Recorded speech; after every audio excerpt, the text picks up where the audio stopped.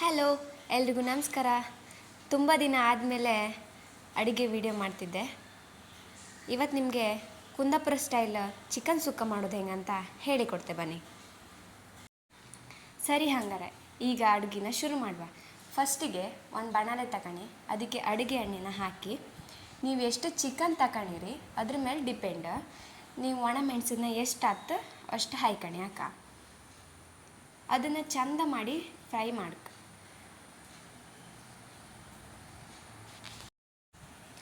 ಮೆಣಸನ್ನು ಚಂದ ಮಾಡಿ ಹೊರದಾದ್ಮೇಲೆ ಮೆಣಸನ್ನು ಸೈಡಲ್ಲಿ ಇಡುವ. ಆಮೇಲೆ ಅದೇ ಬಾಣಲಿಗೆ ಸ್ವಲ್ಪ ಕೊತ್ತಂಬರಿ ಹಾಕಿ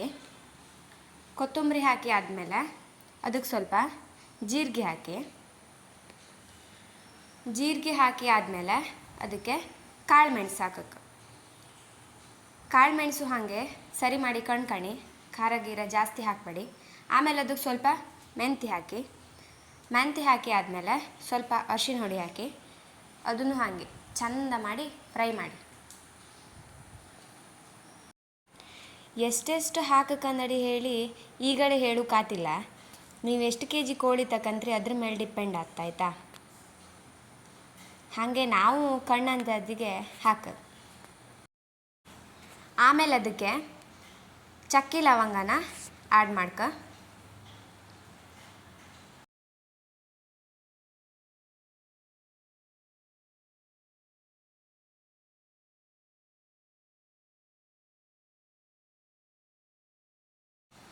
ಕಡಿಗೆ ಒಂದು ಇಡೀ ಬೆಳ್ಳುಳ್ಳಿ ತಗೊಳ್ಳಿ, ಅದನ್ನ ಅದೇ ಮಸಾಲೆ ಜೊತೆಗೆ ಹಾಕಿ ಸ್ವಲ್ಪ ಹೊತ್ತು ಕಲಸಿ ಸೈಡಲ್ಲಿ ಇಡಿ. ಆಮೇಲೆ ಈ ಸುಕ್ಕಕ್ಕೆ ಮೇಯ್ನಾಗಿ ಬೇಕಾಪುದೆ ಕಾಯಿ ತುರಿ. ಕಾಯಿನೆಲ್ಲ ತುರಿದು ಮಸಾಲೆನೆಲ್ಲ ಫಸ್ಟಿಗೆ ನಾವು ಬಿಸಿ ಮಾಡಿ ಇಟ್ಕೊಂಡಿತ್ತಲ್ಲ ಅದನ್ನೆಲ್ಲ ಒಂದು ಮಿಕ್ಸಿ ಜಾರಿಗೆ ಹಾಕಿ ಈಗ ನುಣ್ಣಗೆ ಗ್ರೈಂಡ್ ಮಾಡೋದು ಒಂದೇ ಬಾಕಿ.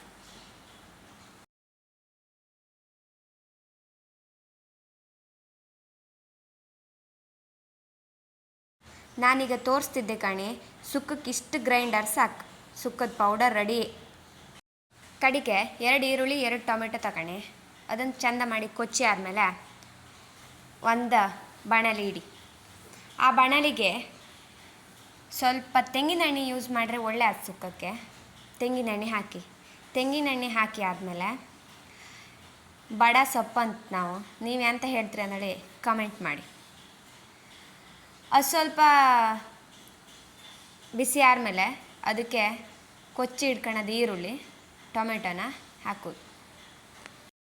ಈರುಳ್ಳಿ ಟೊಮೆಟೊ ಒಳ್ಳೆ ಫ್ರೈ ಆಯ್ಕ ಇದು ಫ್ರೈ ಆಪಲರಿಗೆ ಬಿಡುವ.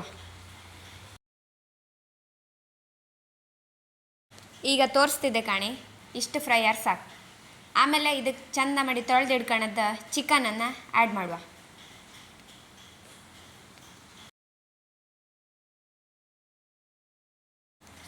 ಚಿಕನೆಲ್ಲ ಆ್ಯಡ್ ಮಾಡಿ ಆದಮೇಲೆ ಆ ಟೊಮೆಟೊ ಈರುಳ್ಳಿ ಚಿಕನನ್ನು ಎಲ್ಲ ಮೇಲೆ ಕೆಳಗೆ ಮಾಡಿ ಬಿಡುವ. ಆಮೇಲೆ ಅದಕ್ಕೆ ಸ್ವಲ್ಪ ಅರಿಶಿನ ಹುಡಿ, ಉಪ್ಪನ್ನು ಈಗ 1-2 ಸ್ಪೂನ್ ಹಾಕಿ, ಎಂತಕ್ಕಂದ್ರೆ ಹೋಳಿಗೆಲ್ಲ ಹಿಡಿಲಿ. ಮತ್ತು ಕಮ್ಮಿ ಆದರೆ ಲಾಸ್ಟಿಗೆ ಹಾಕೊಂಡ್ರೆ ಆಯ್ತು. ಇದಿಷ್ಟು ಒಳ್ಳೆ ಬೇಯಲಿ, ಮುಚ್ಚಿ ಇಡುವ. ಈ ಥರ ಕಾಣಿ, ಹೋಳೆಲ್ಲ ಒಂದು ಹದಕ್ಕೆ ಬೆಂದಿತ್ತು. ಅದಕ್ಕೆ ನಾವು ಮಸಾಲೆನ ಪ್ರಿಪೇರ್ ಮಾಡಿ ಇಟ್ಕೊಂಡಿದ್ದಲ್ಲ ಆ ಮಸಾಲೆನ ಅದಕ್ಕೆ ಆ್ಯಡ್ ಮಾಡುವ.